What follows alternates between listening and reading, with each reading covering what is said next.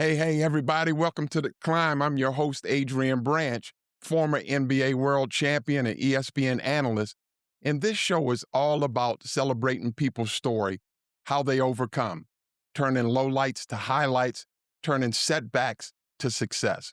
We speak to guests from different fields and through authentic conversations, explore stories of faith, character, perseverance. We all face mountains to climb in life. That's why we call ourselves climbers. You're a climber. I'm a climber if you show resilience. The climb focuses on real conversations, real people, and real life. And today's guest, if you had a title or a theme of who he is, he's somebody who's humble and he's hungry. And I'm talking about Coach Johnny Dawkins, who's the head coach at UCF, University of Central Florida. He's had one of the hottest programs for the last year. They're just coming off of second ever NCAA tournament. And also, they've also been what they considered coach of the year. Now, remember, I just said he was humble. I talked to him a few times in the offseason, and he never told me he was Jim Phelan coach of the year. That's not an ordinary feat, folks, because that's voted on by your peers and coaches. So, Coach, welcome to the show, sir. Hey, thanks, Agent. Happy to be here. You know, it's exciting. I want to jump right into it because your story is so rich. You were also Player of the Year, Washington, D.C. area, beloved Washington, D.C. area, also Duke University Player of the Year when you were coming out. But take me back to growing up in the D.C. area before you were Johnny Dawkins and knew you were Johnny Dawkins. What was those first 10 years like growing up? Really, man, just trying to find my way. Not sure what I wanted to do, what I wanted to be involved with. And at that time, I really wanted to play football, to be quite frank. I just watching back then the Washington Redskins, now the Commanders. I'm watching those guys play, and I'm watching great players out there. And I'm like, hey, I want to be on that team. I want to try to find a way to be a wide receiver, and play football. That was my dream. And, just as fate would have it, hard to believe this, but I go to the first practice, we got our pads on and we're playing. They stick me on the line. So now, not just stick me on the line, hey, you seen my size, right? They stick me on the line. Not only they stick me on the line, they go, you know what, we're going to have you at the center. They have me hiking the ball. So you must have been 6'1". That's my introduction. So I'm hiking the ball, getting teed off on, You must have been all practice. 6'1", 150 pounds then in the second grade and just didn't grow from there. You understand exactly. So I'm young and I'm like, okay, I'm trying to figure this out. And so I wanted to just, catch the ball and run with it. And, that's what I was used to doing, in the streets. And but this was different. I had to, learn to pay my dues. And paying your dues is they typically start you off on the line and then they move you from there. But me being a youngster, I had no clue about that. So I just said, you know what, maybe another sport is my calling. So I transitioned to basketball and really I never looked back. I transitioned to it as a young player. And as you know, growing up in DC at that time, and a lot of guys are playing the sport, it was very competitive. So you're trying to just carve your niche, trying to find your way through it all with everybody you're facing every day. And what was good for me is that my area had great competitors, but no more competitors than my uncles. My uncles all close to my age. And so Uncle my father Davey? had me. Yep, Davey, of course, is one. And he was instrumental with me because, I was going and running around with him all the time playing. So I was always playing up because I was always playing with him and his friends, and they were a little older than me. So I thought that really did help me. I got, I took my lumps, physicality wise. You're having to face guys a lot bigger, a lot stronger, but it made me the player that I eventually ended up becoming because I had to find a way to overcome, even though I was at that disadvantage. So I look back on those formative years and him having the ability to take me around with him and being patient with a young boy, following him around everywhere. And I appreciate that to this day. And I wouldn't have been able to do a lot of things I was able to do if he hadn't allowed me to kind of run with him and have that experience. And also your dad played with you. You said he played till he was 40 years old. In fact, he used to work out with us because your dad was so young as well. Yeah, absolutely. And my dad had me when he was early. So, again, that was a great benefit. He still could go out there and play with us. So, some of my, earliest memories were when I was starting to get into the game. would be, they were more weekend warriors. They were working during the week, of course, and then on the weekend they're going to go play some basketball. They would get to the playground, real early in the morning, and they would start playing and play throughout the day. And, I used to see him go out and I was like, man, I want to go.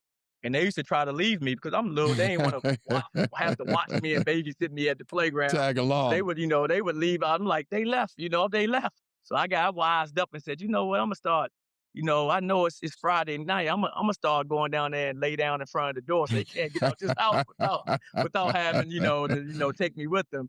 And so I started doing that. I think when they started, I cared about it that much, they started, getting me up and say, okay, we can head on out on the weekends, and I would get a chance to go play with them. And occasionally I would, get to play up as I got a little older, play up and play with them some, and be the small guy on the team. But, they let me get out, get that run. And all those things were, like I said, very beneficial. And him having the ability to take me with him and, work with me during that time. Like I said, those are things I'm very grateful for. Humble and hungry, because as you go along, you become a flat out star at a prestigious high school, Mackin High School, DC Player of the Year. Then you go on Coach K's first superstar. It wasn't Kyrie Irving. It wasn't one of my all-time favorites, Grant Hill. It was Coach Johnny Dawkins that was taking him to his first Final Four, and you were Player of the Year there. Tell us about the Coach K influence and how you got to Duke. No, it was great. For him, and well told story. Basically, I mean, they just did a great job in the recruiting process. I mean, they, back then, I mean, they spent as much time as you could humanly spend with me. Legally, they were just always showing that they wanted me, to play for Duke University, and really, it came down to the connection that not that I had, but also my parents, my father, my mother, the relationship that Coach developed with them as well. And so they made me just feel real, real comfortable. Made me really feel like this would be a great fit, for who I am. Like I said, I've always loved his vision for what he wanted to do with the program, and I always wanted to be a part of something like that. Who doesn't want to be a part of something special? And you look back on it now, and I'm as proud as I ever was. Seeing where the program is, because we were a big part of that when it first started. The class that I played with, with David Henderson, Mark Allery, Jay Billis, Tommy Amaker, Weldon Williams, Strickland, Billy King. I can go on, and Marty Nestle. It's so many guys I played with back then on that team that I have great relationships, great friendships with, because of the experience we shared. But all that started with Coach's vision of what he thought Duke University could be, as a program, and great, having that experience and moving in the right direction during our time. You just mentioned the vision, and Coach K, Mike Krzyzewski, is so uh, celebrated and deservedly so. The all-time winningest coach. His coaching tree is as long as the Texas runway.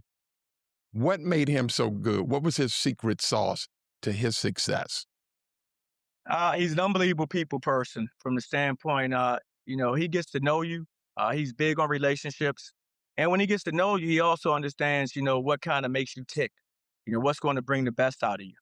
He has a great knack. Not everybody has that ability, to get the best out of other people. He has the ability to do that. He kind of sees where you are. He sees your strengths and your weaknesses. And he kind of sees what needs to happen for you to move forward. And he kind of moves you in that direction throughout the process. It's about the relationships. And then back then, you were there 4 years in That's right, college. So you 3 had and a chance 4 to years. develop Yep. that over time. And so over time, he's understanding what buttons to push to help you maximize who you can be, which ultimately helps you maximize, what the team can be. And he understood that component. The better the individual, the better the team. And he helped you maximize who you could be. Now, it was interesting. You learned two things, you said, of so many. One was to be prepared and to be yourself when you got into coaching. Tell us about those impacts of those two things, those two qualities. Very important. When I took my first head coaching job, that's the one thing that coach said to me was, make sure be yourself. Don't Mm-hmm. try to be someone else. And just like he had to follow, an amazing coach and Coach Knight, but he couldn't be Coach Knight. He had to be the best version of himself he could be, which turned out to be phenomenal. And for me, I had to be the best version of myself, and that's all you can ask. All you can do is go out there and try to do your best and be who you are. Because ultimately, if you're not authentic in who you are, players will always see through that. And that's the thing I've learned over time in coaching. They will see through, if you're being fake, if that's not who you really are. So the best thing to do is go out there and be who you are, and they'll get to know you for you, and they'll love and respect you for that, as opposed to you trying to carry yourself like someone that you admired or that you saw coach somewhere else. That's very dangerous, and you can lose your team and you can lose individual players because you may lose their belief in you when that happens. Now, let's go back to this. Your third year, you were drafted as a lottery pick, 10th player in the draft from San Antonio Spurs, came out, and by your third year, you had basically a freak accident, icing down your knee. Tell us what happened with that experience. Yeah, exactly what you just said. I think I'm the only player that I know of that ever went through that. I was, I've been playing a lot of minutes that season, and nowadays you have, I Load guess you have management. kind of protocols in place, load management, things of that nature. Well, we didn't have that. No. The load management was maybe, you know what, you've been logging a lot of minutes, and so let's kind of sit you out. But since we're sitting you out, let's just put an ice pack on you so that basically if anyone sees you, they can understand. Like the reporters come in, they can, oh, he's got ice pack Yeah, on because him, back a little then you had sore. to have a real or pseudo kind of, oh, he's injured tonight, or he's got a cold tonight. So they just didn't flat out say that. Exactly. Yeah, okay. And they would come in after practice and they would, do interviews. And so they'd see me at the very tail end of practice, 5, 10 minutes. Like, why he out there? Well, the reason he's out there, look at his ice pack on his knee.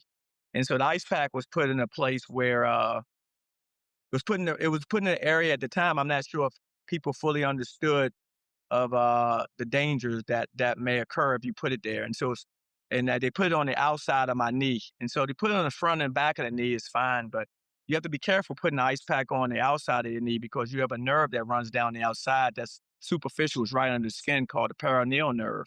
And so you can deaden that nerve if ice is on there too long. And so it was on there for a long time. And so I felt my leg jumping and twitching and jumping and twitching. I'm going, something's wrong with this ice pack. Something's wrong with this ice. And they're like, oh, no, the ice is just ice. You're going to be fine. I'm like, no, something's wrong. And then my foot just died. I mean, literally every toe, my foot, couldn't move a toe, couldn't move my foot. And I'm thinking, okay, it must have fallen asleep. So it's okay. Yeah. Naive as I was, it may have just fallen asleep. I'll be all right when I get up and walk it off. And well, I tried to walk it off for the next 6 months, and it was dead. It never, it wouldn't Wow. move. So it was tough challenge to come back from, to be quite frank, because you don't know how long it's going to take to regenerate. It doesn't have to fully regenerate, and so I'm looking at trying to measure the time based on where the injury occurred. It's like, well, it may regenerate 1 inch a month. I'm like, well, it's at my knee, so I'm looking at my foot going, that's like 18, 20 months. So I'm like, before I can walk. So I'm like, oh my Lord. I'm like, this is gonna be, difficult. So, but praise God, it ended up, kind of rejuvenating quickly, got back within like about 6 months, 7 months. I started being able to move my foot, then strengthen it, and then start working on my comeback. But I literally missed about 60 plus games, during around 60 games during that season, due to that injury. So the lesson is, I think they've done a case study on that since then. So as part of it, I think every trainer, athletic trainer, understands never, put the ice pack out, outside, understanding the amount of time it's there, understand that the nerve is right there and it can deaden that nerve. So from that, I think it's maybe helped a lot of other young people who may have fallen under that same kind of circumstance, remain healthy because they did a case study on it and they resolved it. And that's a no-no now. I'm a double back right here real quick because for the listening audience, Coach Dawkins was a left-handed Allen Iverson, quick as a cat, 6'1", 165 pounds, could stop on a dime lefty, could score. So when you're talking about he couldn't move his knee, that's his moneymaker because he's built on speed and making other players better. Coach, this show is about overcoming. Take us through, you're a young guy. What was your self-talk like? What were you learning about yourself? Because that was the first injury you ever sustained or the first roadblock where you couldn't be yourself. Take us through your mindset at that time. Well, as you mentioned, I hadn't had, really, that many injuries throughout my career. I was healthy all the way through high school for the most part, all the way through college. I can't even really remember even missing a practice in college. Yeah. And Yeah. then you get to the NBA, but my first injury actually was I ended up breaking my hand my second year, and so I had to sit out about 4 to 6 weeks with a broken hand. That was the first time I really sat out for an extended period of Left time. or And so with right-handed? that, Because you and I are lefties. So was that your right hand or left hand? it was my right Okay. hand. So Okay. I ended up breaking that, and so that was so that was my first time challenged of not being able to really do anything with a basketball for multiple days in a row because I seemed like all my life I had done that, and so that was the first time. And from that, I was able to recover fully and get back and play. So when I did my knee, the biggest thing I had to overcome was the uncertainty that you know, everyone's saying it regenerates at about an inch a month. And I'm looking at the timetable with the length of my leg going, that's going to be, anywhere from 15, 18, 16, months. So I'm like, this is going to be a long recovery. So what do I do? So I tried to stay positive. I tried to just kept believing in, hey, it's going to get better. It's going to get better. Just stay with it, do the things I'm capable of doing, which is upper body work. So I did more upper body work, which, was something I could do to stay busy, and just kept believing that it's going to happen, it's going to regenerate. And it eventually did. And so I never really got depressed. I never really got too down. I just kept believing that, it's going to get better. I don't know why, I felt as confident, but I just felt that it would be better. And I just needed to just wait it out, give it the time that it needed to heal, and then I would be okay. And it did, but they had tried all kind of things. I had, they were trying different, they were looking at me different, Electrical yeah, therapies. exactly, exactly. They were trying different things to try to, stimulate my muscles and stimulate my nerves to get them to kind of rejuvenate, quicker. But it ended up happening, and I was able to get back and was able to get back to form, which was good. Once I got it back and I was able to build strength, then the rest of it moved really, really quick, and I was able to get back on the court. I'm gonna ask you about this one. So you had a successful 9-year career. Then you get into coaching. A spot opened up in coaching, and Coach K brought you back home, and you learned, and he gave you freedom to touch all different capacities about the media, about practice, about planning. So when you had your own head coaching job at Stanford, where you did an outstanding job there for 8 years, you were prepared. You said, I want to take you back to the Olympics. What did you learn when you were helping Coach K as assistant coach with the Olympic team with all those great players? Name some of those players that was in that at that time period. Oh wow, I mean, that was the redeem team. So you're talking about LeBron James, Kobe Bryant, Carmelo Anthony, Dwayne Wade, Dwight Howard. You can go on and on and on. It was a special group of players.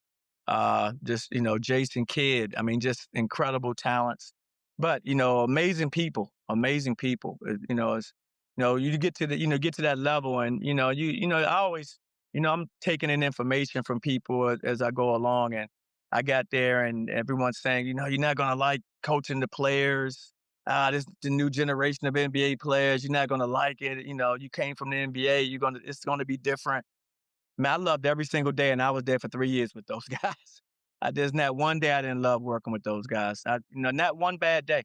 They came in with the right mindset. They came in to compete. They knew what they were trying to do. They knew what the goal was for the USA, and they ended up accomplishing it. And in large part because, like I said, you had great leadership at the top with Jerry Colangelo, Coach K, and on the court you had amazing leaders like Jason Kidd, Kobe Bryant, God rest his soul, LeBron, those guys, they were amazing. And so it's one of those experiences that I'll never forget, in large part because they made it so special by how they treated it. They really wanted to do something special. You talked about there were two players in your coaching. There were so many of them. And again, the Duke line lasts so long. You've got the Shane Battier's, you've got the Jay Williams.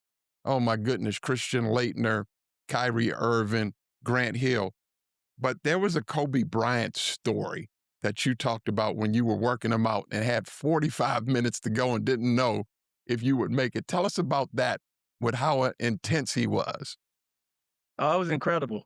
First when we we had a dinner the night before trying to introduce, just introducing the staff. Coach wanted to bring everybody on our team together, not the players, but everyone, administration and coaches and everyone involved in that capacity. And so we're sitting in the room and, you know, having a great meal and all of a sudden, Kobe comes to the door and Coach Boeheim at the time, he's walking out to go to the restroom. And so Kobe's at the door and say, "Hey, Coach, I got a question for you, Coach." Coach Grace, "Hey, come on in, grab a seat." He sat down next to Coach and said, "I got one question for you." He said, "I want to guard the other team's best perimeter player. I'm going to destroy him." That's all he said. Coach is like, "You got it, Kobe." And I mean, like I said, he could have asked for a lot of different things, but that's what he asked for. He didn't ask, again, how many shots he's going to get, where I'm going to get the ball offensively. That man asked, basically, what can I do to help us win defensively? And I'll never forget him saying that. Then he looked right over to me right next and said, "Hey, Coach Dawkins, can you work me out, tomorrow morning?" And I'm like, "Absolutely." And so I said, "What time you want to work out?" He said, 8 a.m. I said, "Okay, great." So you know me and how we were brought up. Early is on time is late. So I get there at 8 up. I think I'm there at 7:50. But guess what? He's already there. I'm like, okay, this is this is unique. He's wired. He's So, wired differently. yeah, he's wired differently, as you just said. So I'm like, we get in a little van and we're right around the corner from the gym. So we're there probably 8 o'clock and warm up for about 15 minutes and we get going. And I'm telling you, when we got going, every single drill that we did, he attacked the drill as if he was playing in the game. There was no coasting in what he was doing. And so I'm watching that, first of all. And then I always ask these young people questions like, "Okay, we're going to do these drills and you're going to, this how many shots you're going to get. Are you going to, we're going to shoot off this ball screen, Kobe. You're going to use it, shoot three, refuse it, shoot three, behind it, shoot three, and then split it, shoot three. So you got 12 shots on the right wing coming off the ball screen. How many are you going to make? 12. I'm like, well, for everyone you missed, there's going to be something that we're going to do in the full court. A little bit of cardio with the basketball and shooting. I got you, Coach. And he would attack it and do it. He'd go 9 for 12 or whatever, 10 for 12, and next doing something in the full court. All right, we're going to the other wing, Kobe. How many are you going to make out of the 12? 12. I'm like, okay. Are we doing 50 shots, working on some spot shots, on the perimeter? You're going to be open for the first time in your career, where guys are hanging over you with 2-3 guys guarding Yep. you. Because, they have to guard LeBron. They have to guard D-Wade. They have to guard Carmelo. They have to guard, Jay Kidd and all the guys we have. And so you're going to be open. And so, how many are you going to make out of the 50? 50. I'm like, all My right. goodness. So that is rare. Like, that's uncommon. Because, I've worked with, I love skill development. Ever since I was a young player, you can attest to this. We always love working out, getting in the gym and working people out. And I've never had a player really do that. I think I have maybe one other player ever just said he's not missing anything he took. And most guys hedge their bet. "Oh, how many you going to make out of 12? I'm going to make 10. How many you going to make out of 50? I'm going to make 40. Nope. He would always say he's making every shot. So that mindset was very unique in itself. And then we shot we shot almost 1,000. We shot over 1,000 shots, to be quite frank, over 1,000 shots in that workout. And mind you, I didn't have to do anything but pass. I had a guy rebounding for me and another guy doing anything I need him to do, set screens or be just a rebound or whatever. All I do is pass. And I've done it, like I said, I've been doing this all my life. In the last 45 minutes of the workout, I'm not going to be able to complete the workout for this young man. And all I'm doing is passing. So all I'm doing is passing. So now I'm looking at AB, I'm going, okay, here we go. I'm doing all this. I can't hardly pass in the ball anymore. My wrist is spent. I can't rotate it. And I'm like, I look at my watch. I'm like, you know what, Kobe? It's 11:45. And I'm like, we had a meeting with the staff to go over what we're gonna do for practice tomorrow with the team at 10 o'clock. So we're way late and I got to get back. And then look, he looked at me with like a disgust, like, "I can't believe he's stopping this workout." Told And him a I'm big like, fat lie. we just went 3.5 hours straight. Wow. And, and he never asked for water or Gatorade because I Oh would my always stop him goodness. in between. in between any kind of Get workout a we little would sip do or after so. we did some cardio, I would, "Hey, you want some water? You want some Gatorade while you shoot your free throws?" "No, coach." He went the entire 3.5 hours, never drank anything, maxed out how hard he worked. I mean, he never, like, coasted where I could go as a coach, you go, "Okay, Mamba yeah, mentality. You saw it live and clear. Mamba mentality. yes."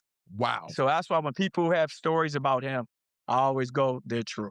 When he was that's how he trained because I saw it firsthand being there. And even when we kept going the rest of the season, the summer, he would still go practice in the morning, 5 go work out, 6 go work out, and then still come down practice. I mean, he was a machine. I mean, and that was I always tell younger players at that time he was one of the best players in the world.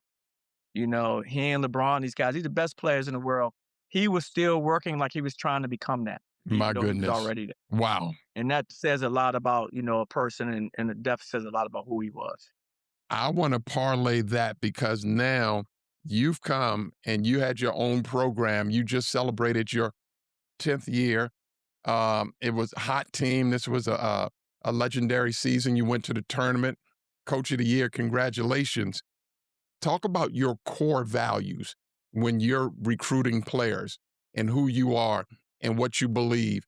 Not so much for transitional, but relational. Talk about your core values. Well, for us, it always starts with faith first and foremost. For us, it's faith and then family. And then we put things in the priority that our core values are our priorities is academics, athletics, and then it's social. So those are your 5 cores that we have for our team as far as how we want to try to help you throughout the process of you developing in our program. Faith, we always want you believing in something bigger than yourself, and I don't think any of us can be very successful if we don't realize there's something bigger than us that's there. And then family, of course, their families and our family are hugely important. And so we want them to understand that our families are together and they're very, very important. Academics, because you and I both know no matter how good you become as a player, you're going to need an education to be very successful in this life. You look at some of the greatest players to ever play our game and what they were able to accomplish. They wouldn't have been able to accomplish none of that off the court if they hadn't had a good education. And some of these young men didn't graduate from college. They went straight to the NBA, but they still were able to get a great education. You can tell about what they're doing and what they're accomplishing. So I tell our guys the importance of that. And then, of course, athletics. This is your dream. This is what you want to become. You have to love it. You have to live it. And so we want you to understand the importance of that. And we try to show you how to be a professional in that area. And of course, social.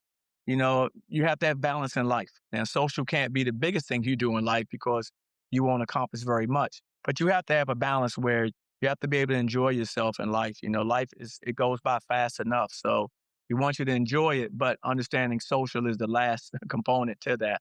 And so that's how we would structure our program from the standpoint of what we want to teach daily to our young men. So in some form or fashion, that's being taught all the time to our student athletes, we know, in our program. And I think it's beneficial. And it's always beneficial for us too, because as we're teaching it, of course, is what we're living ourselves. So it works out, twofold for us.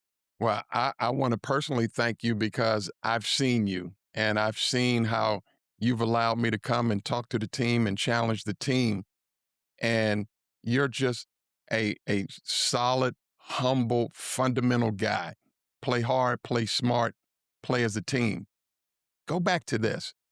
How do you navigate the landscape in the NIL? You were super successful. You in Miami this past year. Only team, you brought in 13 newcomers, 2 walk-ons from last year. But you 2 teams were the only ones that had no returning scoring.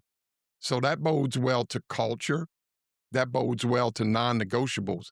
How were you able to do that this year with 13? And then last year before, you had 9 newcomers. What's been the secret sauce? Well, I think really it's one, I have a great staff. I have a Mhm. great staff that work with our guys. We always try to get young men that want to be where we are and believe in what we're doing. So they come in with open to the things that we want to teach because they want to be a part of what we do. And I think when you get young people that want to be a part of it, like you said, they're more open to some of the things that we want to teach and try to deliver to these young men. And so It starts there, and then it starts with the work. We start pouring into them in all the areas of all the aspects we just talked about, our core values. We just start pouring into them so they see how much we care about them. More than just them making shots or dunking or how they defending, but them as people. I know it's short now because you have 9 months or a year as opposed to 4 years, but so you have to pour in more. You have to do it more. So we try to say we have to speed that process up, and we speed that process up and we try to do in 1 year what we used to be able Yeah. to do in 4. Yes. And so we really try to use that formula of 4 to 1 and try to point 4 times as much in one year as we did for 4 seasons. So we tried to take that approach, and I think our players have really appreciated it. I think they've come to understand, and because they can tell if you really care about them and that. And like I said, I've heard someone say it: they don't care how much you know until they know how much you care. Yes. And we show that not by just what we say, but by what we do. And I think, just like young people, we all had children, they're always watching you. Just when you think they're not watching you, they are. They always are watching you more so than what you say to them. So they're looking at your behavior. So our players get a good representative of who we are by seeing us every day, how we treat our wives, how we treat our children, how we interact with people on campus. They're watching us in these interactions and they're seeing, okay, this is how you should behave. This is how this is how this is how move from one place to another and, you can have success. And so I think it helps us by not just what we're saying, because a lot of people do a lot of talking, but it's also your actions, and they see, how much we care about them by how we respond to situations. I love this about you. You can never tell if you're 20 points up or 20 points down. You can never tell if you're having a bumper crop season like you had or if it's below expectations. How do you manage and navigate that when it's an uphill challenge sometimes, when it's not winning like you want, when it's harder to really just get in the pocket and the flow? How do you handle that as a leader? Well, it's tough. We're all competitors ultimately. I think we all handle things different based on our personalities. So my personalities, I never really show, those type of emotions because one, I'm always aware again how my players are going to respond. If I'm acting a certain way, then there's a good chance they're going to act that way. And so I want them to stay, even, and I want them to stay calm in situations. And I think that helps by them seeing me that way. If they saw me maybe a little, different and a little bit, wired in a different way, they may respond a different way. And so I've tried to do it like that. And yeah, it's been some tough, we've had some challenges. I mean, this basketball thing it's very competitive and you have great coaches on every team. So you're going to have times where you're going to have some ups and you're going to have some downs. And so for us during the times we having downs, I'm leaning on my staff. It's important, that I have a great, like I said, staff. I lean on my family. They're there all the time. And because my wife and I, we've grown up in this together, she understands kind of, what you go through as a coach and as a coach's wife. So I've been fortunate to have those type of people in my corner. And as you know, because none of us get there alone. And so my circle is such a good circle of friends and family that I can lean on them and I can go to them with situations that I'm going through without having any kind of worry about how it's being, interpreted, or they may think, oh, coaches, he's, maybe off on that right there. They Y- understand, hey, you know what? We know you well enough to understand the importance that the sport has, the importance of your players and how you feel about them. And so I got great, people in my corner and support. I love some of the quotes you've had over the years, and I actually wrote a few down, but here's one real basic. If you're not getting better, you're getting worse. What does that mean? Absolutely. I firmly believe that if you're not getting better, you are getting worse because typically you never really stand the same in life. You're either moving forward or you're moving backward. You're not staying the same because even when you think I'm staying the same, you're not because other people are catching you. Hmm. So, because they're moving forward. So if you're not constantly moving forward and competitive, a game like basketball, then people are always chasing and trying to get you. So they're trying to catch up with you. So you got to keep moving forward. That's as an individual and as a team. The team's not getting better, it's getting worse. As an individual, you're not getting better, you're getting worse as a player because other teams are chasing you as well as other individual players are chasing you. And so you have to keep moving forward. That's the beauty of it. But that should motivate you. It should always, when I was a younger player, I'll never forget this in college. And it really, really dawned on me is when, the off season would come and you remember Mark Price in our league, and Mark Oh Price my was a great goodness, player at Georgia Georgia Tech. Tech. You two used to go Oh at man, it. great. You two used to Oh my gosh. go So, at it. you know, I think, we made each other better through that experience. But the thing that I really loved is that in the off season, you never knew. Like I used to wonder, like, I wonder what he's doing. Oh, I wonder what he's doing. I nice. wonder what he's working. So I used to always wonder that, using him as an easy example, the other players too, but I used to always wonder. So I had to assume that he was working. So I always assumed he's working. And that made me just constantly just keep working because I wanted to make sure that when I saw him the next season, that I had an edge. That, nah, I know you were working, but you didn't outwork me. You know what I mean? So I took that approach my whole career. I used the off season, and you've heard it said before. Spring and summer is for individual improvement. Fall and winter is for team improvement. And so you hear people say that all the time, and I really believe that. And so that spring and summer, man, I would just go after it, and always wondering, did I do enough? Because I'm not sure how much he was done. I knew he was doing it. Was he in there more than me? And so that kind of motivated me, finding things like that to keep pushing you forward. So you are trying to get better, and you're not getting worse. Coach, you have said so much. The Kobe Bryant story, just a relentless mindset, your non negotiables and core values. Coach K, that was telling you to be prepared. You never, ever saw him not prepared. Before we let you go, tell us how you can encourage these listeners to keep climbing. What would you say to the listeners to encourage them to keep climbing? Well, I mean, it's a beautiful life, and it just really is. And to me, everything that I've ever been a part of and that I accomplished, one, didn't do it by myself, and two, I've always loved the process. I've loved the process of climbing more than anything else, to be quite frank. You're gonna win, you're gonna lose, you're gonna win championships. Sometimes you're not, but I've loved the process of trying to get there all the time. I love it. I love the process right now. We're starting again, getting ready to start up again.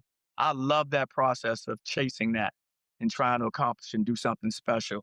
And so I would always say, just love the process, because that's what it's about. It isn't about the end result. The end result, sometimes you can't control the end result. There's luck that factors in. People hate to say that, but there is. There's luck. There are things that factor in that are out of your control. But things you can control, it's how hard you chase whatever your dream is, and how hard you chase whatever it is that you want. And just love that process. I've loved it. The day I picked up a basketball, I loved that process of wanting to become great at that sport. Loved it. Did I end up, just uh, you know, I won't say maxing it out. No, did I end up, most players, you never really, I think in our sport, master it. You can't ever master it, but you can always chase that. You can chase that greatness. And that's what I've tried to do, throughout my, playing career. And I try to do that in my coaching career. I treat it the same way as I did as a player. I try to, just try to get better at it every day. I love the process. I love the process with my players. And that really sustains me, and that's why I've loved being a part of sport my entire life. Well, Coach, you said a lot. Man, I know there's some Johnny out there. I know there's some Janet that was really inspired today. And even when you got over in your third year, the ice that really numbed up your career at the time and you couldn't play. Coach, you're awesome. I want to thank you. Thanks. And then where can the followers, if they want to follow your program, where can they follow Coach Johnny D on social media? Oh, absolutely. You can follow us at UCF, men's basketball on social media, on X, on Instagram. It's easy to find us. Man, Coach, thanks so much for stopping by today and hollering at us and giving us some wisdom. We sure appreciate you. Folks, Coach Hey, Johnny Dawkins. hey, thanks for having me on. Thanks, man. Wow. Folks, Coach Dawkins, somebody special. He had so many nuggets. I hope you run this back. Listen to it a few times. Listen to his mindset. Listen to what he learned from Coach K. Listen to the sincerity on what he does with his players, because there was a lot being said there. Well, if you enjoyed today's show and want to know more about us and learn about these workshops, head on over to adrianbranchspeaks.com. Follow us on social media and download the Climb wherever podcasts are available. We sure appreciate you guys. You guys have been amazing. And I want you to remember this for my climbers. Be encouraged and keep climbing. We'll see you next time, everybody.